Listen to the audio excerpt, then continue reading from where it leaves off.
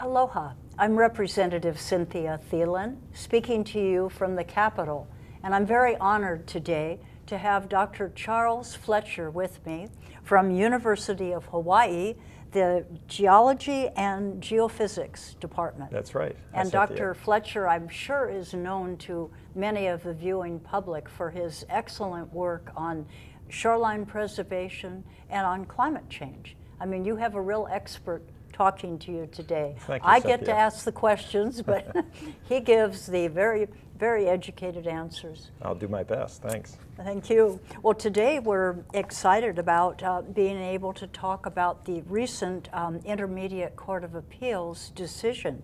And it was in the case called Maunalua Bay Ohana versus the state, in which some beachfront landowners challenged Act 73 that was passed by the legislature in 2003. I believe that's right. And what that act says is, if you have newly accreted land or new beachfront land that arises because of the movement of the waves and the increase of the sand area, if you have this newly accreted land, that belongs to the public. And the landowners felt no, they wanted to be able to say that was their land that had now developed and now grown. Kailua Beach is a very prime example of where the land has accreted, and we have wide stretches of beach where we didn't have it in that nature. That's right. So the Intermediate Court of Appeals, very thankfully, and I think very wisely, ruled in favor of Act 73 and upheld the act applicable as of the day of the law, which was 2003. Right.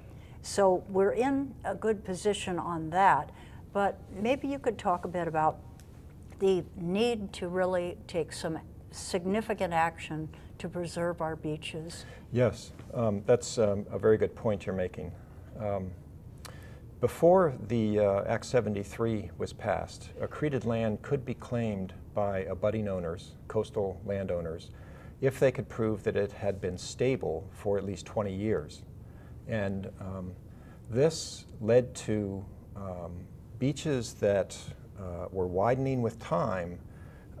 Increased development on those beaches was taking place because abutting owners, beachfront owners, would see new land grow in front of their property. They would often apply for a subdivision. They would have a new lot on the accreted land, and then they could sell the previous lot that they occupied for additional income.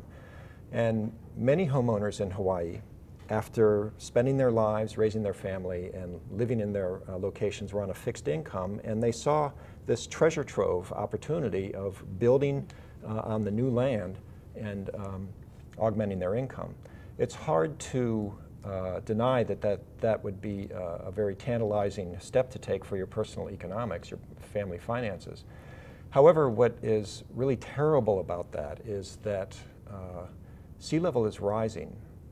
It's rising around the world. It's been rising in Hawaii for at least 100 years and probably a few hundred years longer than that. And places where sand is accumulating on the shoreline are few and precious and need to be treasured rather than developed. And maybe you could just talk about the impact if all of a sudden you have beach land and then someone, through using this tactic, is able to claim that and say, okay, I'm going to put a new house up there. Does that harden the area, and what happens if there is some change to the water? If, as under the old law, the land had been accreting for 20 years, and then you develop it, there's no guarantee that that accretion is going to continue, especially in the face of sea level rise. Now, when sea level rises, the shoreline, if it has an excess of sand, may continue to accrete, but the continuing pressure of rising sea level on a beach will, in most cases, ultimately force that beach to begin to recede. If it doesn't, the beach will be drowned by the rising sea level. And so a new home that's been built on newly accreted land will be forced to build a seawall to protect themselves, or in the past, the state and counties have always allowed seawalls to be built to protect Okay, then homes. let's tell the viewing public, what's the result? If, for example, well, let me give it for instance. There is a home about in the middle of Kailua Beach that is shaped at kind of a triangle facing out to the ocean. I can remember when the sea was almost lapping at the foundation of that home. Then all of a sudden, a home is built next to it, much further Mackay, much further toward the ocean, which was area that was definitely underwater not that long ago. Right. So were the water to the sea level to rise up to the foundation of that house, and were that new owner, I believe it's a mainland or Canadian owner, were that person to say, I want to build a seawall to protect my home right in the middle of Kailua Beach, supposing they were granted that right, what could be the result to Kailua Beach? Well, building seawalls is typically on most beaches a very negative impact to the beach. It's appropriate to think of the beach as a bank account of sand, and you need to manage that bank account with regard to withdrawals and deposits. Now, withdrawals may occur on a short-term basis, for instance, where there's a storm or where there are high winds, particularly at Kailua Beach. If the trade winds ramp up to 25 miles an hour or higher, the beach tends to erode, and then when the trade winds ramp down again, the sand tends to come back.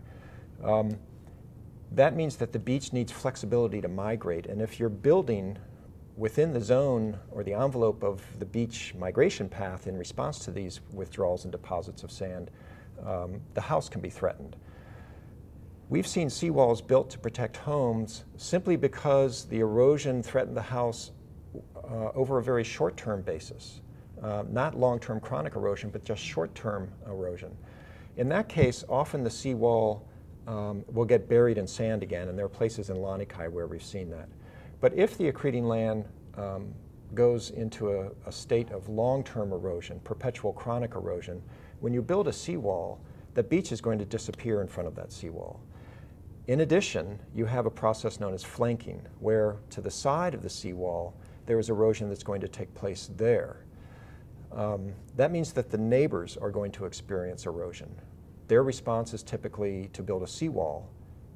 Flanking will be extended to the edge of their seawall, and before you know it, you have this proliferation of seawalls within a few years along the entire shoreline. So you turn Kailua Beach into what Lanikai Beach has right. become. You would turn Kailua Beach into no beach at all. It'd be a series of walls, and the beach would be probably only there at low tide.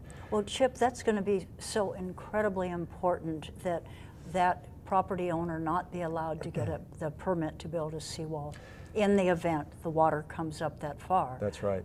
And I don't know what we can do as a state. It may be that we would have to condemn and buy the property and tear the house down to preserve the beach.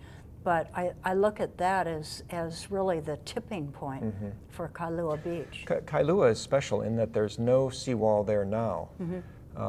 There is erosion that has been very severe to the south end of the beach at Kailua Beach Park.